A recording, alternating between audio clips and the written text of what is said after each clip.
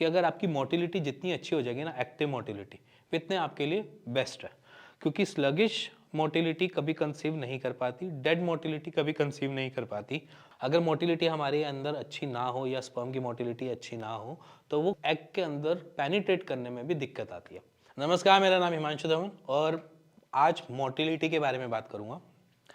Patient के अंदर ना एक अलग से डाउट चलते रहते हैं जब उनकी मोटिलिटी कम आ जाती है, और उनका सबसे पहला डाउट होता है कि मोटिलिटी अगर कम है तो मैं प्रेगनेंसी कंसीव कर पाऊंगा या नहीं कर पाऊंगा।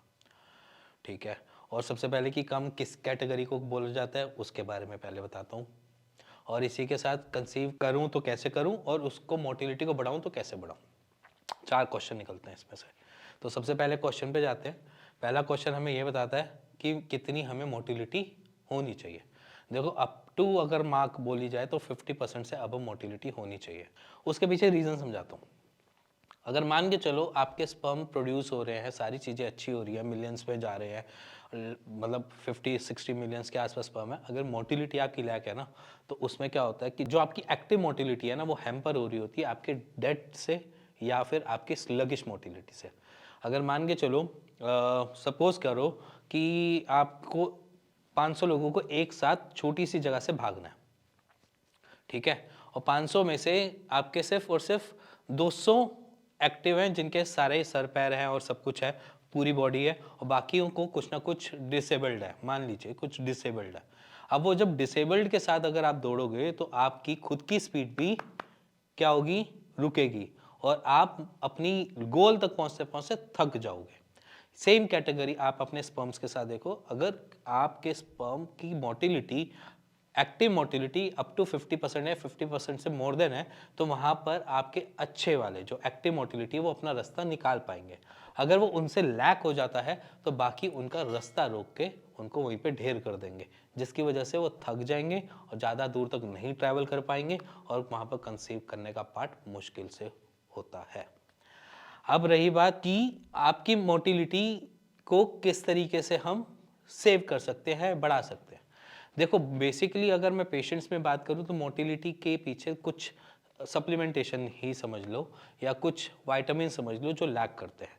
सबसे पहले तो जिंक, ठीक है, इसकी रिक्वायरमेंट आपकी बॉडी को रिक्वायरमेंट होती है। तो जिंक, दूसरा विटामिन डी और लास्ट में B12। अब ये तीनों चीज़ें सप्लीमेंटेशन के फॉर्म में आपको मार्केट में अवेलेबल मिलती है, आप मार्केट से भी ले सकते हो, या फिर आप फूड इनटेक करके जो इनमें तीनों चीज़ों में रिच है उससे अपनी मोटिलिटी बढ़ा सकते हो। ठीक है, कि मान लीजिए अगर आपकी मोटिलिटी लो जा रही है तो उसको बढ़ाओ, तो कैसे बढ़ाओ, खाने से बढ़ा सकते हो। जो कमी हमारी शरीर के अंदर है उसको पूरा किया, आपने मोटिलिटी बढ़ा ली। ये काम करना आसान है। तो इसके लिए मैं एक डाइट प्लान बना देता हूँ आपके सामने, पॉज कर लेना वीडियो को और उसको स्क्रीनशॉट ले लेना, जिससे आपको ये पता चल जाए किस में क्या चीज़ मिल जाती है और कौन सी मेरे फेवर की चीज़ है, तो वो देख कर लेना। फिर एक पार्ट आ जाता है थर्ड क्वेश्चन की तरफ, जहाँ पर ये होता है कि कंसीव कैसे करें। ज़्यादातर मैंने उसके जो टॉपिक है वो फर्स्ट उसमें क्लियर कर देते हैं, फिर भी मैं आपको क्लियर कर देता हूँ कि अगर आपकी मोटिलिटी जितनी अच्छी हो जाएगी ना, एक्टिव मोटिलिटी, इतने आपके लिए बेस्ट है। क्योंकि स्लगिश मोटिलिटी कभी कंसीव नहीं कर पाती, डेड मोटिलिटी कभी कंसीव नहीं कर पाती। अगर मोटिलिटी हमारे अंदर अच्छी ना हो या स्पर्म की मोटिलिटी अच्छी ना हो तो वो एग के अंदर पेनिट्रेट करने में भी दिक्कत आती है, क्योंकि ऑलरेडी वो थक जाते हैं इतने कि वो पेनिट्रेशन के लेवल तक पहुँचते पहुँचते तक अंदर घुस ही नहीं पाते, वहीं पे थक जाते हैं। तो बेसिकली कंसीव में मोटिलिटी बहुत अच्छा काम करती है। हमने ऐसे भी पेशेंट्स देखे जिनकी मिलियंस में नहीं थे स्पर्म काउंट, उनके 20-25 मिलियन ही स्पर्म काउंट थे, बट उनकी मोटिलिटी अच्छी होने की वजह से उनका कंसीव का पार्ट जल्दी हो गया। और हमने ऐसे भी पेशेंट देखे जिनके 30-25 मिलियन भी होते हैं और मोटिलिटी ना होने की वजह से उनके कंसीव में दिक्कत आती है। तो इसलिए मोटिलिटी इंपॉर्टेंट है, तो इसलिए उसके ऊपर काम करना है। जैसे मैंने अपनी सेकंड क्वेश्चन का आंसर दिया था, वो वहीं से निकलता है कि आपने अपनी सप्लीमेंटेशन या फिर अपने फूड इनटेक को इस तरीके से रखें जिसमें आपको विटामिन न्यूट्रिशन मिल जाए जो आपकी मोटिलिटी को प्रोग्रेस दे, बढ़ाए, उसको ठीक करें। सो जहाँ तक है आपके मोटिलिटी के क्वेश्चंस ऑलमोस्ट कवर कर चुका हूँ।